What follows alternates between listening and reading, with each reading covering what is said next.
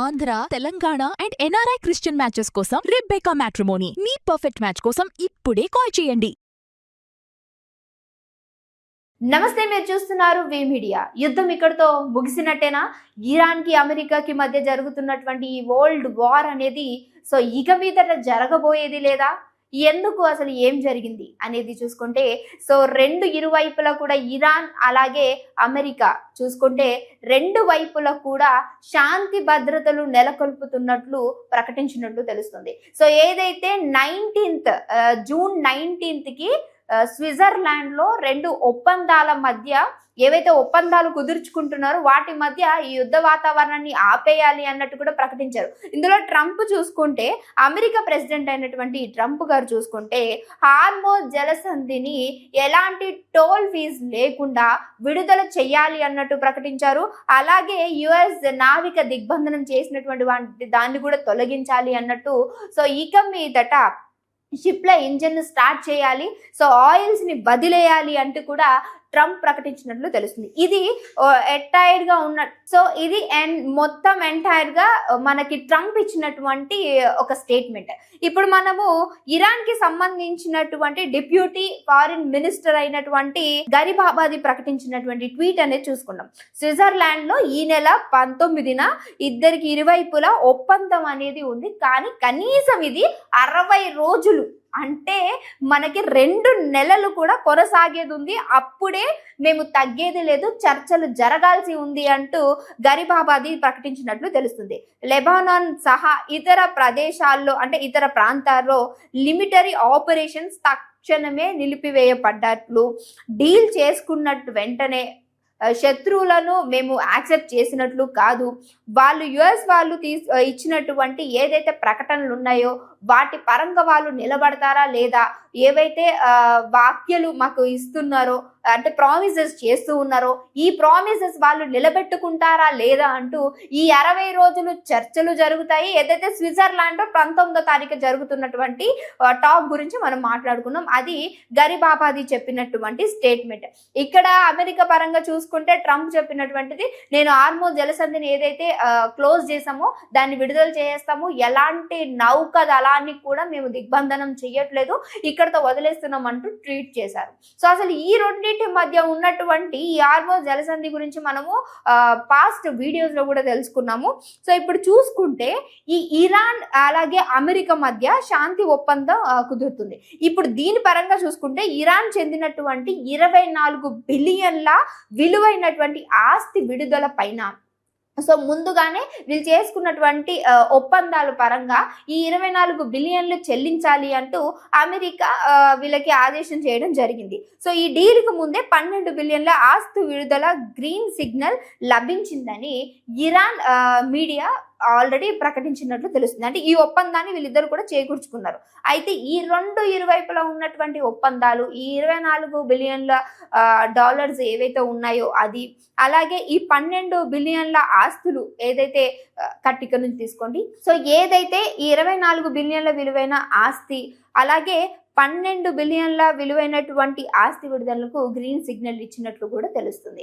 అసలు ఈ ఇరువైపుల యుద్ధాలు, ఈ ఆస్తి తగాదాలు ఏవైతే వీళ్ళ యొక్క ఆస్తి రిలేటబుల్ అంతా కూడా ఈ దేశానికి రావాలి అంటూ ట్రంప్ అలాగే ఇరాన్ కి చెందినటువంటి హరిబాబాది ప్రకటించినట్లు తెలుస్తుంది. ఇప్పుడు ఈ 19వ తారీఖున జరగనున్నటువంటి చర్చల్లో ఇక మీదట యుద్ధం కొనసాగుతుందా లేదు అనంటే ఇక యుద్ధాన్ని ఆపేయబోతున్నారా, 60 రోజులు చర్చ జరగబోతుంది అంటూ హరిబాబాది ప్రకటిస్తూ ఉన్నారు. మరి ట్రంప్ చూసుకుంటే ముగిసిపోయింది, 19వ తారీఖున జరిగినటువంటి దాంట్లో ఒక రోజు చర్చ నడుస్తుంది, ఆ చర్చ తర్వాత ఇరువైపులా శాంతి భద్రత అనేది నెలకొల్పుతుంది అంటూ ట్రంప్ ప్రకటించాడు. అసలు మనకి చూసుకుంటే ఈరోజు ఇప్పుడు చూసుకుంటే ఏదైతే ఈ హార్మోజ్ జలసంధి నుంచి ఇంధనాన్ని ఆఫ్ చేసేసారో అది యుఎస్ ఇరాన్ మధ్య శాంతి ఒప్పందం వల్ల విడుదల కాబోతుంది. ఇక్కడ మీకు చూపిస్తాను నేను ఒకటి. 3.9% మనకి బ్యారెల్లో అంటే ఆల్మోస్ట్ 84 అంటే డాలర్లు మనకి ఈ బ్యారెల్లో తగ్గినట్టు చూపిస్తూ ఉన్నారు. ఏది అంతర్జాతీయంగా మార్కెట్లో విడుదలైనటువంటి ఆయిల్ ధరలు కానీ మనకి యుఎస్ఏ గ్రీక్లో చూసుకుంటే 81గా ట్రేడ్ అవుతున్నట్లు ఇక్కడ చూపిస్తూ ఉంది. ఫిబ్రవరి చివరిలో యుద్ధ వాతావరణము మనకి పెరిగినప్పుడు చమురు ధరలు అనేది మనకి 71 ఉండే డాలర్స్ అనేది మనకి 71 ప్రైస్లో ఉండే, ఆ రేంజ్లో ఉండే. కానీ ఇప్పుడు ఏమైపోయింది 84, 81.